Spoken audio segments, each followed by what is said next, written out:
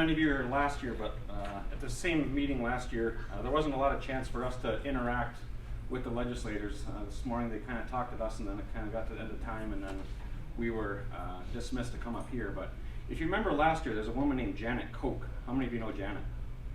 Okay, so Janet's up in Leelanau County, and she had a chance to fire back at the legislators last year. I don't know if you remember this, and she said, "I'm sick of going from Leelanau County to Kalamazoo." And I'm like, what she said plus 6 more hours for the UP. So if you don't know, in 1992 we used to have a state mental hospital in Newberry. Okay, so we used to have people get to a state of crisis, they would go to Newberry. Okay, in 1992 that closed. So right now, if someone gets to a compromised state of mental crisis, right now we do a 9-hour transport.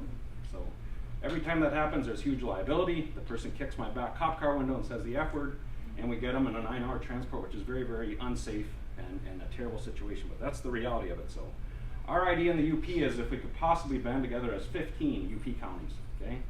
If it's true, we're going to receive about $13 million as a UP. If we could all forfeit half, an arbitrary number, we'd have a seed fund of $6.5 million. We could do something. We'll never get a state mental hospital back. It's never, ever going to happen again. But working just 3 blocks over here with the MDHHS leadership, they think it's possible to create something called a crisis stabilization unit. Okay? The people that are in the most urgent needs are still going to have to come down to the Carroll State Mental Hospital. But 9 out of 10 of the people we probably could treat somewhere in the UP of Michigan. So just so you know, the realities of this is that we did 64 of them in Houghton County last year. So every time that happens, it costs me $3,000 as the administrator.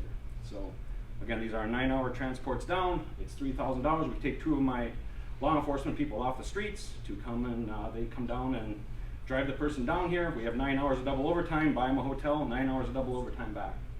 So in Gogebic County, they do 10 hours. It's 10 hours of a transport. So the idea is that if we could create something in the central UP, don't have a location yet, this is just still in the concept phase, could we possibly band together and do something that would be lasting and meaningful for the next 50 years and possibly take care of some of our issues with this? We were very lucky to have Elizabeth Hertel, who was the director of MDHHS, visit the Houghton County. It's a long way from here. She came to visit us on August 21, and I had never thought about the opioid idea, but I said, what Janet said last year at the MAC conference, what about that? And she said, yeah, we should really work on something. And then I had an idea to say, what about the opioid funding? So I started working with Scott Urbish from Marquette, and with Amy, who's really awesome, and we started to put together some ideas on what would this look like. And again, we still have a lot of questions to be answered, but if it's possible, could we work with the MDHHS leadership, the CMHs, had a lot of our hospital administrators in UP reach out to say, what is this now? And they love it. The Michigan State Police on the Opioid Task Force Fund, there's a man named Colonel James Grady, he's very excited about this. The head of the state police in the UP is named Randy Dannison. So I don't know why, but in Houghton County, the blue car never goes. In a lot of UP counties, the blue car also makes the transports. So again, that pulls 2 state troopers off the road to make the transports. It puts a ton of miles on their blue Suburbans. And so Randy Dannison is also very, very excited about this. So I reached out to all of our state legislators, all of our US congressmen and senators, and they also say there's a lot of mental health funds that could possibly give into this. Places like the Blue Cross Blue Shield Foundation. I had an amazing visit with Alan Jansen, who's the senior deputy director, and he got really excited. He started filling up sheets of lined papers to say, oh my gosh, I love this. And then to your point, I've also shared this with Mary Jo McGuire, and Alan thinks this could be a pilot program to help out people in rural Wyoming, rural West Virginia, rural Iowa. Say, we're so far away from a treatment center, why don't we just band together with some opioid funds and maybe we could have a really cool center like this. Go ahead. Why are you using officers to do the transports? Why not an EMS system? No such thing, not in Houghton County. No, it's 2 sheriffs off the streets making the transport down. You don't have any ambulances? Nope. Or anything? Nope. We're 9 hours away from Kalamazoo, and we take 2 sheriffs, take that person down in a very extreme state of crisis that get them down to the treatment centers down here. Wow. Yeah, it's a terrible situation, and all the Upers have this. Go ahead. Oh yeah, I spent 6 years in Escanaba, and we had the same problem with transporting 2 officers on the bridge for 9 hours round trip. And there was some legislation kicking around then. I think Ed McBroom were working on it about privatizing or allowing for private transports.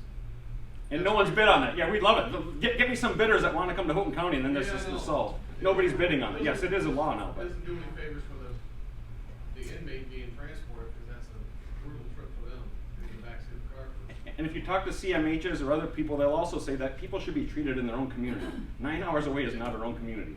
So, I'd also love to see if we can keep working on the state, because that money is going to land right here. So the state's gonna get billions, and we gotta just keep bugging them to say, you're supposed to make a regional investment, you can do something above the 45th parallel, please. If all of us forfeit our money, could the state also give a layer of funding on it? And other people that could get excited about this, because I think it could really, really have an impact for the next 50 years if we can do something meaningful. So on May 16th, the UPCAP, which is a group of all the UP boards of commission, will meet in Escanaba at the casino there, and this will be a topic of discussion on the morning of May 16th to say, do all 15 counties want to look at this? And have a meeting with Elizabeth Hertel, who's the head honcho, the director of the MDHHS, to say, does this idea have merit? And we'll see what happens. So, but Amy's been awesome. It's been amazing to work with Scott Urbish out of Marquette, and if we can do it, it would be a real exciting thing. So, thank you.